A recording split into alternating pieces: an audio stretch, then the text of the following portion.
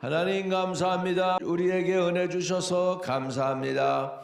오늘도 이 새벽에 아버지 하나님이여 내일을 위하여 온전히 준비되는 하루로 살게 주의 영으로 다스려 주세요. 하나님 주의 보혈로 우리를 덮어주시고 허물과 죄를 사해 주시고 하나님 앞에 긍휼을 얻도록 도와주세요. 예수님 이름으로 기도합니다. 아멘. 아멘. 할렐루야, 할렐루야.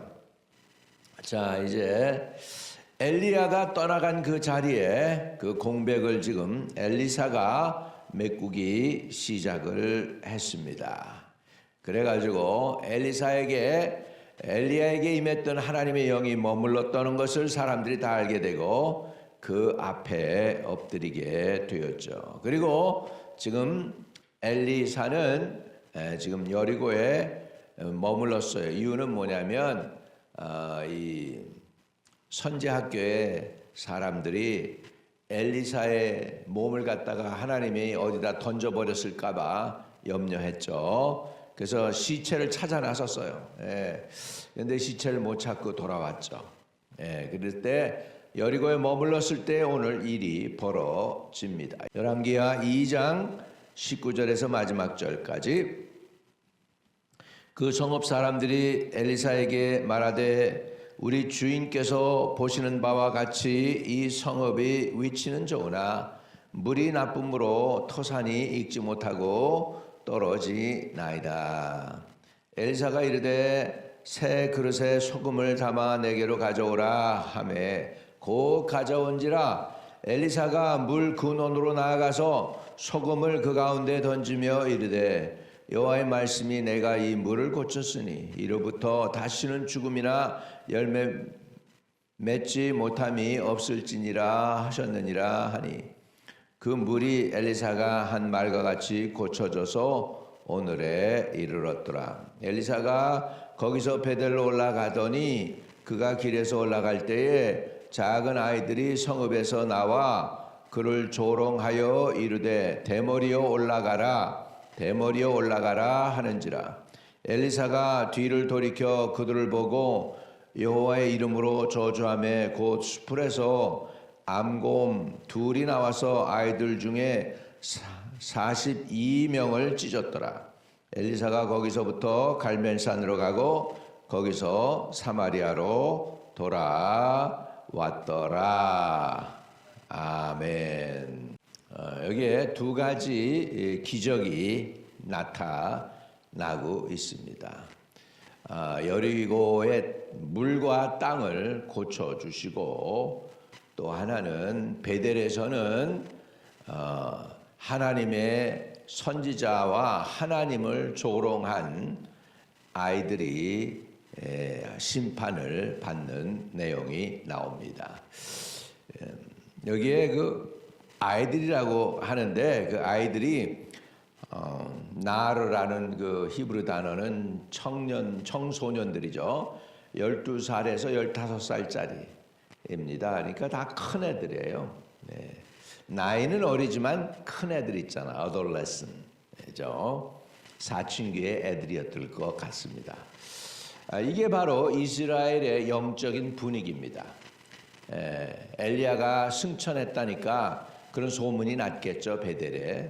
왜냐하면 길갈에서부터 어디로 갔어요? 베델로 가고 베델에서 여리고로 가고 여리고에서 요단강으로 갔잖아. 그랬으니까 이제 그리고 선지학교가 분명히 거기에 있었거든요. 그러다 보니까 분명히 그런 소문이 났을 거예요. 엘리야가 하늘로 승천했다.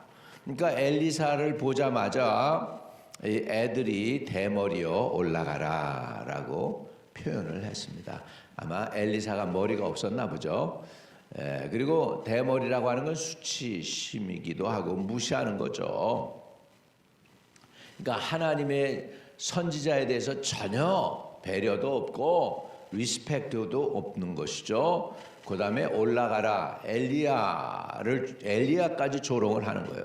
엘리사뿐만 아니라 엘리야까지도 조롱을 해서 대머리여 올라가라 올라가라 하니까 엘리사가 뒤를 돌이켜 그들을 보고 여호와의 이름으로 저주하매 그 수풀에서 암곰 둘이 나와서 아이들 중에 42명을 찢었더라 이렇게 돼 있어요.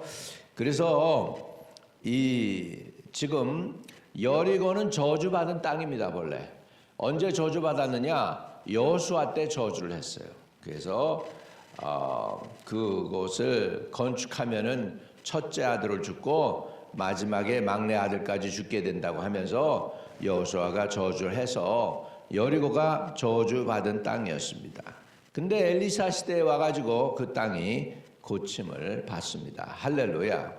그러니까 저주도 임할 수 있고 땅이 고침도 받을 수가 있는 것이죠.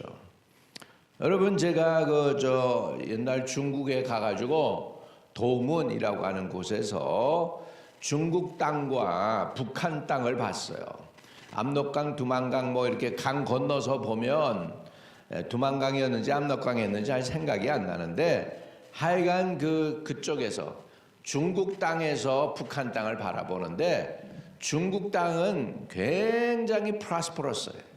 그냥 그 곡식들이 쫙 열매 맺는 거예요. 옥수수도 이만큼씩 자라고. 근데 북녘 땅을 보면은 너무나 황무한 거야, 그냥. 아니 경계선을 두고서 그렇게 바로 눈앞에서 차이가 날 수가 없어요. 확실히 북녘 땅이 저주 받았구나 하는 것을 느꼈습니다. 그러니까 이 정도로 저주받은 땅과 복받은 땅이 달라요. 여러분 지금 저 북녘 땅에 교회들을 말살하고 믿는 자들을 핍박을 해서 죽였고 그러나니까 거기에 대한 심판으로 이렇게 나라가 어렵다는 것이죠. 그래서 여리고는 지금 땅이 저주 받은 거예요. 그래서 19절에 그 성읍 사람들이 엘리사에게 말하되 우리 주인께서 보시는 바와 같이 이 성읍의 위치는 좋으나 물이 나쁨으로 토산이 익지 못하고 떨어지나이다. 여기에 토산만 익지 못하고 떨어지는 게 아니에요. 여기에 의미는 여자들도 자꾸 유산이 된다는 거예요. 여자들도 유산이 되는 그런 상황 속에 있었던 거예요. 그러니까 얼마나 그 여리고에 있는 사람들이 고통을 당하고 있겠습니까? 제가 이스라엘에 갔을 때 거기에서 아랍 사람이 이렇게 물로 이렇게 해가지고서 이 물을 마셔보라 그러는 거예요. 그게 바로 뭐였냐면 엘리사의 물이에요. 엘리사의 물. 엘리사가 물의 근원을 고쳤어. 아직도 물이 고쳐져 있어요. 할렐루야. 그래가지고 그 물을 내가 맛을 보았는데 아주 프레시한 물이죠. 생수가 있었습니다. 그러니까 엘리사가 고치고 나서 아직도 그 물은 여전히 완전히 고쳐진 줄 믿습니다. 예수님 당시에도 보면 예수님이 여리고로 지나가는데 그 여리고가 얼마나 풍성했는지 몰라요. 그리고 그 여리고에서 또 누구를 만납니까? 예수님이 삭개오를 만납니다. 그리고 삭개오가 올라갔던 시커모 트리도 있습니다. 이렇게 해서 그래서 여리고가요 그 복잡하고 그냥 메마른 광야 같은 곳인데 여리고가 그거가 있어요. 그 야자수 나무도 있고 물이 풍성한 것을 봅니다. 하나님이 엘리사를 통해서 여리고의 물을 고쳐주신 줄로 믿습니다. 자, 그러면 물을 어떻게 고치느냐? 물이 나쁨으로 토산이 익지 못하고 떨어지나이다 그렇습니다. 20절에 엘리사가 이르되 새 그릇에 소금을 담아 내게로 가져오라 하매 곧 가져온지라. 여기 보면 새 그릇에 그랬어요. 새 술은 새 부대에 담으라고 그랬는데 우리 소금을 담아서 이 근원을 고쳐야 되는데 새 그릇에 그랬습니다. 그 다음에 뭘 담아오느냐? 소금을 담아왔습니다. 소금은 정화시킨다고 하는 상징이 있죠.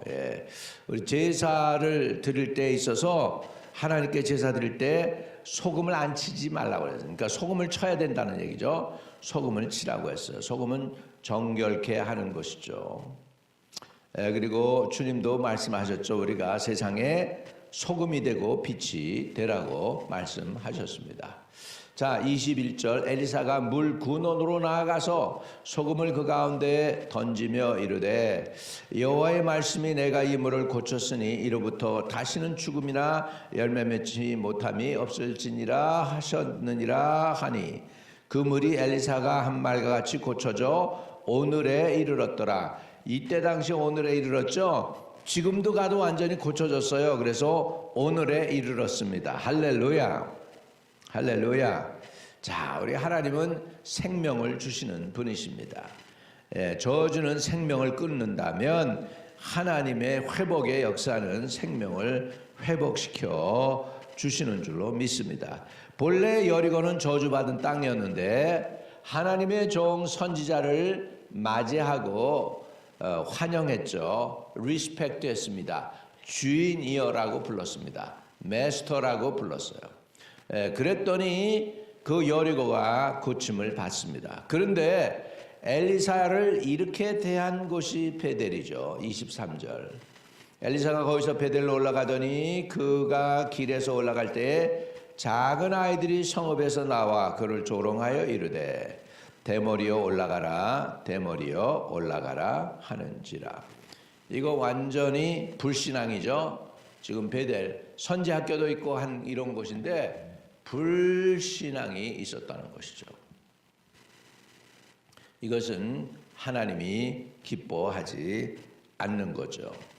대머리요, 하나님의 선지자를 조롱하고 있죠. 올라가라. 엘리야가 하늘로 올라간 것처럼 올라가라. 이것도 조롱해요.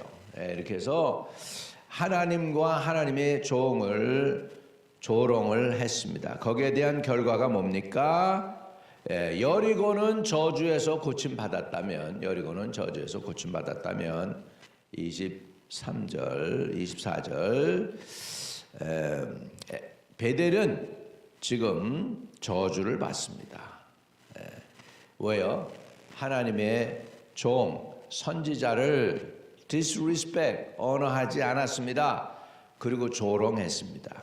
24절에 엘리사가 뒤를 돌이켜 그들을 보고 여호와의 이름으로 저주하매 곧 숲에서 암곰 둘이 나와서 아이들 중에 40명을 찢었더라. 42명을 찢었더라. 찢었다는 건 뭐예요? 죽었다는 거죠. 뭐 엘리사가 거기서부터 갈멜산으로 가고 거기서 사마리아로 돌아왔더라. 여러분, 복과 저주가 우리 앞에 있습니다.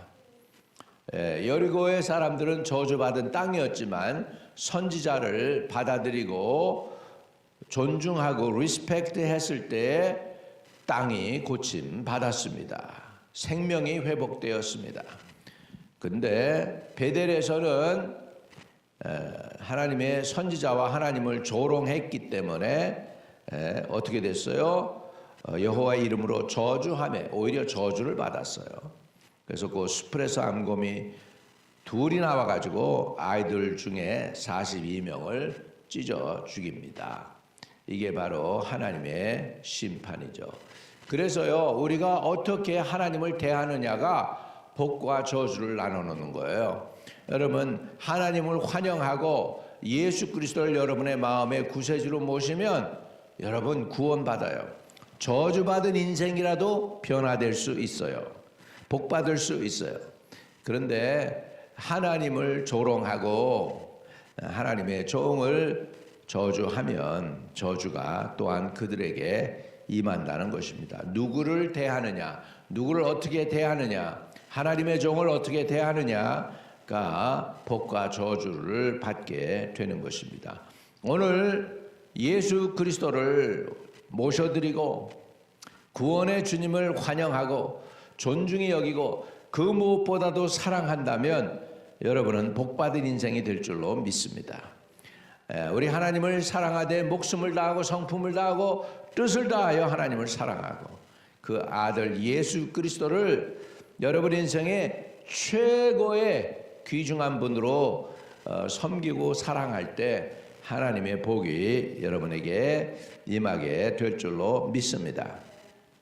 오늘도 하나님의 축복이 함께하는 은혜를 누리시기를 바랍니다. 특별히 올려드립니다. 내일 주일입니다. 주님 마땅히 와야 될 영혼들 다 오게 하시고 오늘 여리고가 엘리사를 환영하고 존중히 여기고 아버지 받아들였을 때에 저주가 변하여 축복이 된 것처럼 내일 예배 가운데 다 주님을 환영하고 모셔드림으로 인하여 복을 누리는 성도들이 되게 해주세요. 예수 그리스도 이름으로 기도드립니다. 아멘. 하늘에 계신 우리 아버지여, 이름이 거룩히 여김을 받으시오며 나라에 임하옵시며 뜻이 하늘에서 이룬 것 같이 땅에서도 이루어지이다. 오늘날 우리에게 일용할 양식을 주옵시며 우리가 우리에게 죄진 자를 사하여 준 것 같이 우리의 죄를 사하여 주옵시고 우리를 시험에 들지 말게 하옵시며 다만 악에서 구하옵소서. 대개 나라와 권세와 영광이 아버지께 영원히 있사옵나이다. 아멘. 아멘. 오늘도 좋은 평안한 하루, 승리하는 하루 되시고 내일 예배를 위해 온전히 준비해서 내일 예배에 하나님의 놀랍게 역사하는 은혜를 누리시기를 축복드립니다.